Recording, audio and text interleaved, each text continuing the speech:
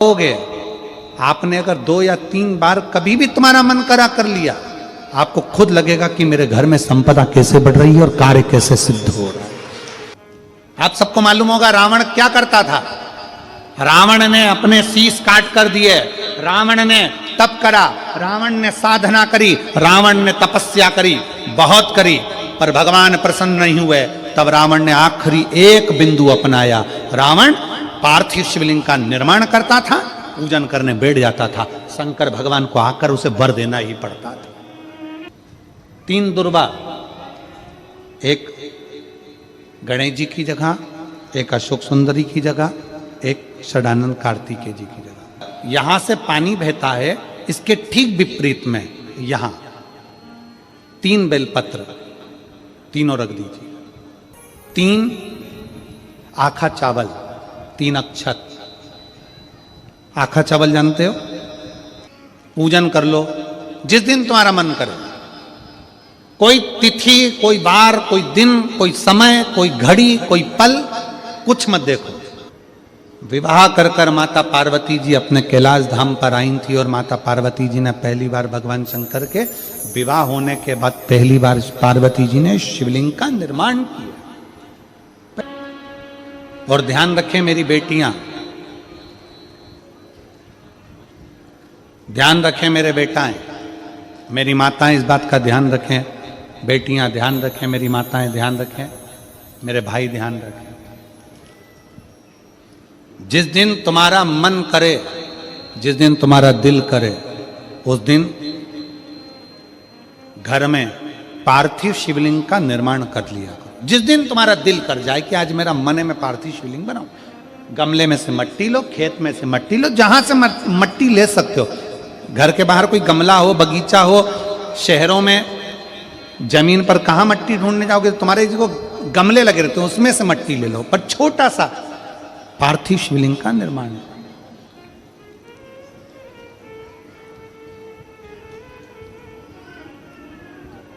समझ लेना जरा, तुमने पार्थिव शिवलिंग बनाया, जलाधारी बनाई,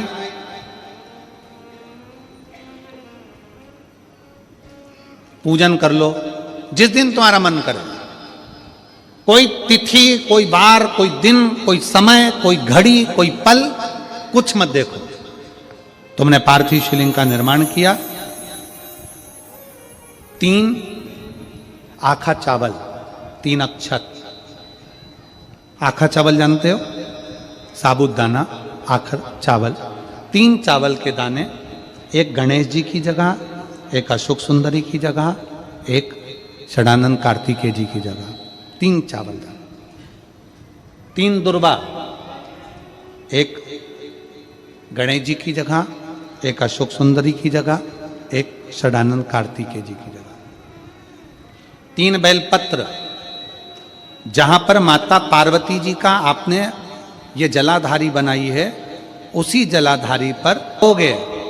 आपने अगर 2 या 3 बार कभी भी तुम्हारा मन करा कर लिया, आपको खुद लगेगा कि मेरे घर में संपदा कैसे बढ़ रही है और कार्य कैसे सिद्ध हो रहा है। यहां से पानी बहता है, इसके ठीक विपरीत में यहां 3 बेलपत्र, तीनों रख दीजिए। और छोटा सा कलश हो या बड़ा सा कलश हो, 3 लोटा जल यहां बैठकर, जहां पर आपने बेलपत्ती रखी है उसी के वहीं पर बैठकर इस शिवलिंग पर 3 लोटा जल धीरे धीरे अपने मन की कामना कर कर, बाबा आज मैं दुखी हूं, बाबा मुझे ये तकलीफ है, बाबा मेरे बच्चे ये काम में गए हैं, बाबा ऐसा है। 3 लोटा जल बाबा को धीरे धीरे अपने भाव कहकर, फिर तुम्हारे पास में जो पूजन का सामान हो वो चढ़ाकर बाबा की आरती कर कर दिया लगा दो। जब दिया ठंडा हो जाए उस शिवलिंग का विसर्जन कर दो। आप पाओ शिव आराधना में भगवान शंकर की, शिव भक्ति में भगवान शंकर की अविरल भक्ति में पार्थिव शिवलिंग का निर्माण और पार्थिव शिवलिंग की पूजन हमें बल प्रदान करती है। माता पार्वती जी ने पार्थिव शिवलिंग का निर्माण किया।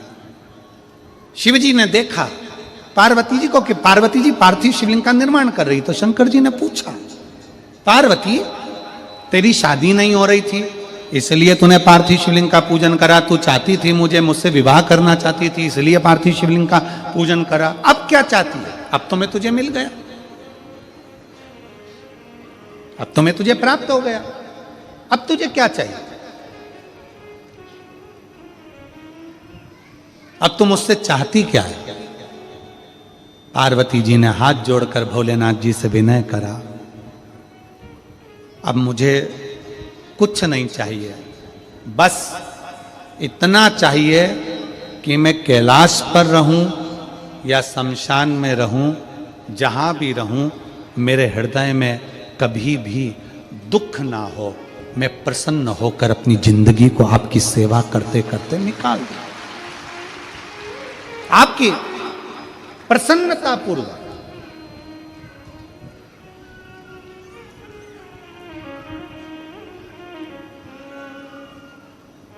आप सबको मालूम होगा रावण क्या करता था।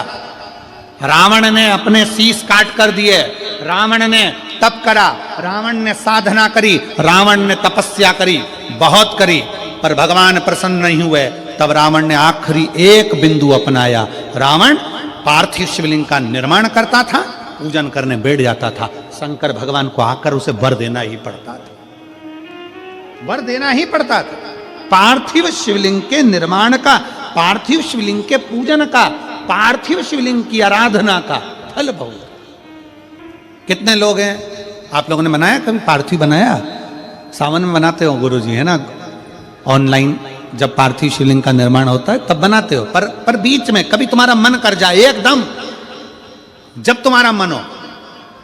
अब कई लोग कहते हैं गुरुजी पार्थिव लिंग का पूजन करना है तो पति पत्नी का दोनों का होना जरूरी है, शादीशुदा होना जरूरी है, या ऐसा जरूरी है या वैसा जरूरी है। शिव महापुराण की कथा कहती है बच्चे हो बच्ची हो, शादी हो गई नहीं हुई, विवाह हो गया, जैसे भी हो, आप जैसे हो वैसे पार्थिव लिंग का निर्माण करो।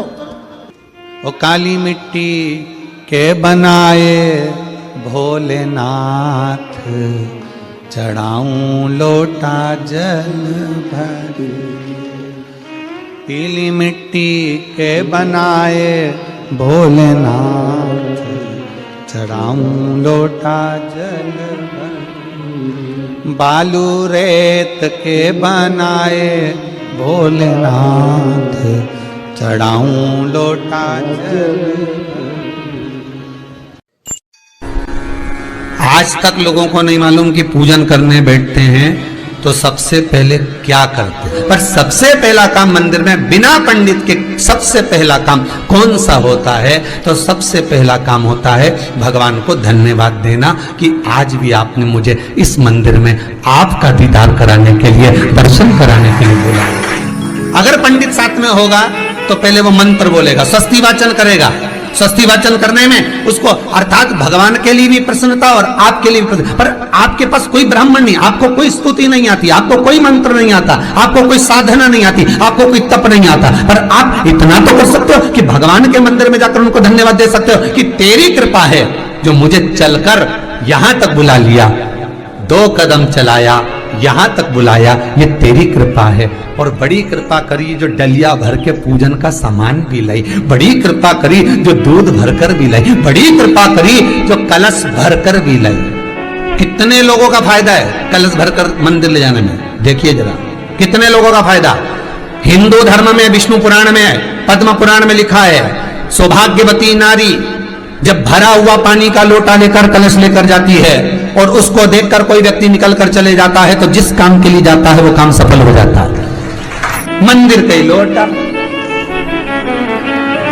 मंदिर का ही पानी, सिर पे पल्लू लेके हर हर महादेव, बस शिव जी के चढ़ा रही और इतने प्रेम से रिझा रही। अब फ्री का पानी था तो एक लोटे में मन भी नहीं माने। अरे करा तो भगवान के सम्मुख में पहुंचकर अगर आप जल का पात्र भी लेकर जा रहे हो, भरा हुआ लेकर जा रहे हो, तो कितनी प्रसन्नता की बात है।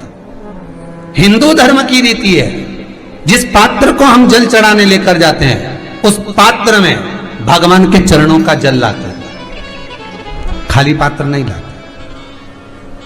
क्या लाते हैं? भगवान के चरणों का जल। उस चरणोदक को लेकर आए, घर में रखा, सबने अपने नैनों में लगाया, हृदय में लगाया, चित्तवृत्ति में लगाया। खाली पात्र हम लेकर वापस नहीं आ रहे हैं। शिव मंदिर में जब जब जाओ, जल चढ़ाने के लिए जाओ, पात्र तुमने शंकर जी को पूरा पानी चढ़ा भी दिया, तो शंकर के चरणारविंद का थोड़ा सा जल पात्र में डाल के भले 2 बूंद लाओ, 4 बूंद लाओ, इतना सा लाओ, पर लाओ और उसको पूरे परिवार के नेत्रों में जब लेकर आए हो चरणों तक तो लगाओ। पर खाली पात्र नहीं लेकर आना। खाली पात्र लाने में ध्यान दीजिए, जब आप पूरा जल समर्पित कर देते हैं, जल समर्पित भी पूरा करना है, भगवान को चढ़ा रहे हो तो पूरा समर्पण होना चाहिए, पूर्ण समर्पण। इसलिए शंकर भगवान को अधूरा समर्पण नहीं, इसलिए श्रीफल भी पूर्ण चढ़ता है। शंकर जी के मंदिर में श्रीफल नहीं फूटता, पूर्ण श्रीफल। बेलपत्री भी पूरी, चावल का दाना भी चढ़ेगा तो आखा, फल भी चढ़ेगा तो आखा, फूल भी चढ़ेगा तो आखा। भगवान को कोई चीज खंडित नहीं चढ़ती, शिव जी को। जल भी चढ़ेगा तो पूर्ण। जिस जल को चढ़ाने के लिए लेकर गए उसको बचा कर नहीं लाना है शिव मंदिर में से।